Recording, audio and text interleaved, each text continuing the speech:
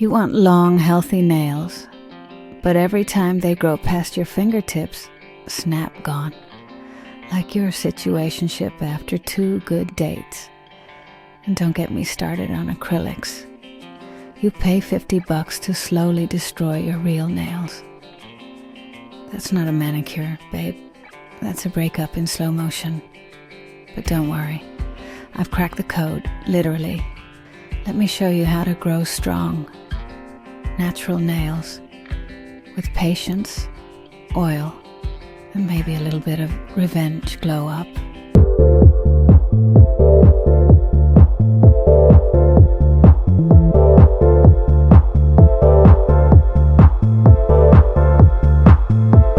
Hands can be harsh. They build, they clean, they carry, they survive.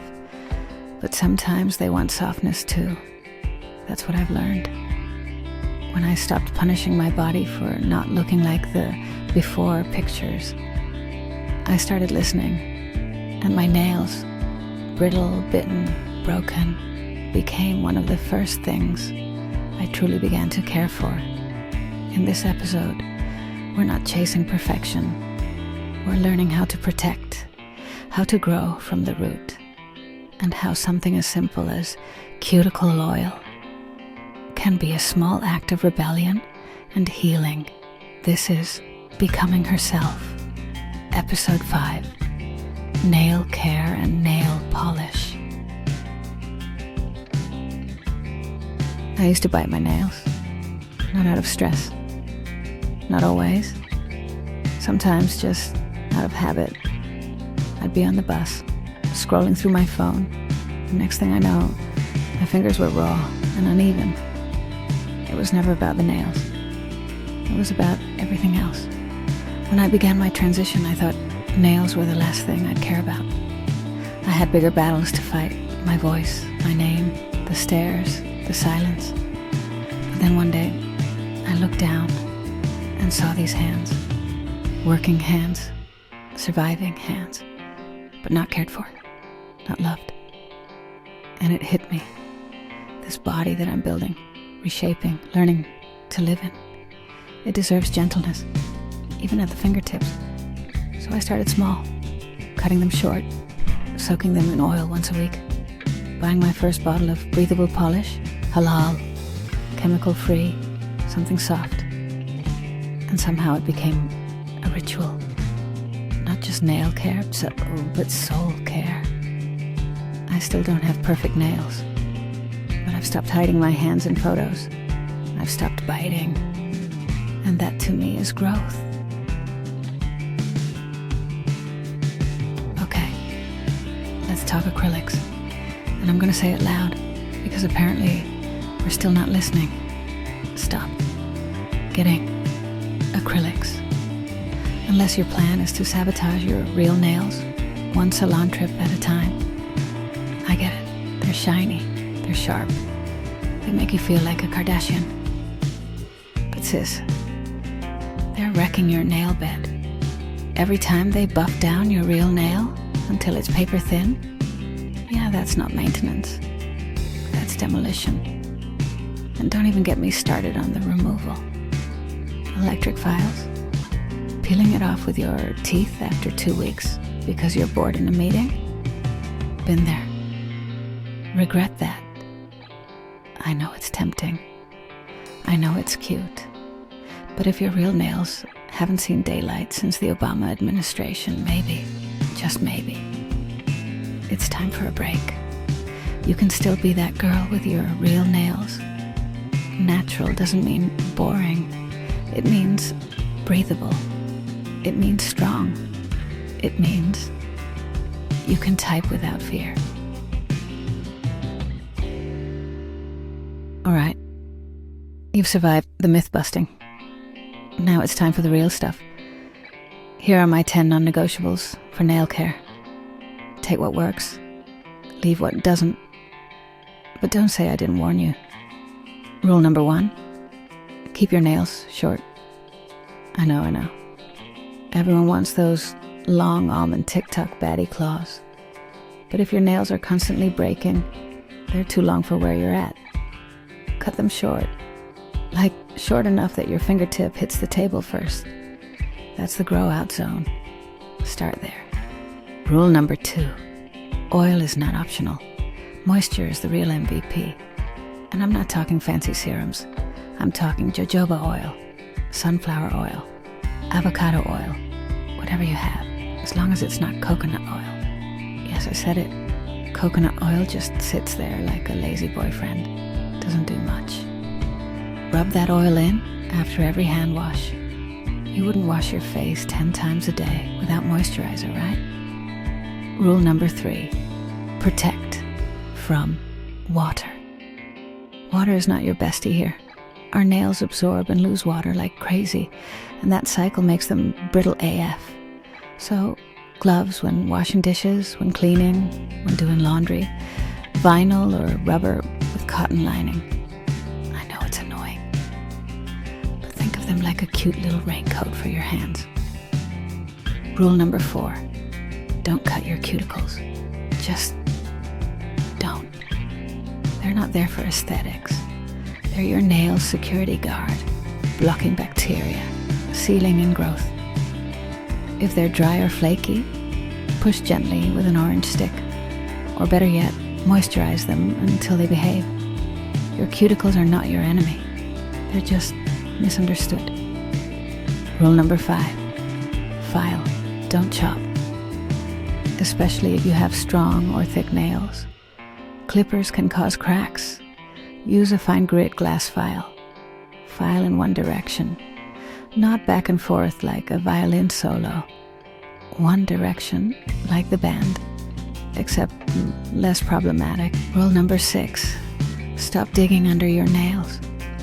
I know it feels satisfying to scrape stuff out with a bobby pin or a metal thingy, but all you're doing is lifting the nail off the bed, which leads to more dirt, which leads to more scraping, which leads to trauma. Use a nail brush, or a toothbrush, or just chill. Rule number 7. Ditch acetone when you can. Acetone dries out your nails like a desert. Use acetone-free polish remover if you're not dealing with gels or dips. And please, never peel your polish off. That's not exfoliation. That's self-sabotage. Rule number 8. Be picky with polish. I use Dazzle Dry when I want color but not damage. It's breathable, long-lasting, and doesn't contain nitrocellulose, which is low-key evil for your nails. And if I'm going bare, I still apply oil or a nail conditioner, because even naked nails deserve love. Rule number 9. Supplements equals long game. If you're low on biotin, a supplement might help.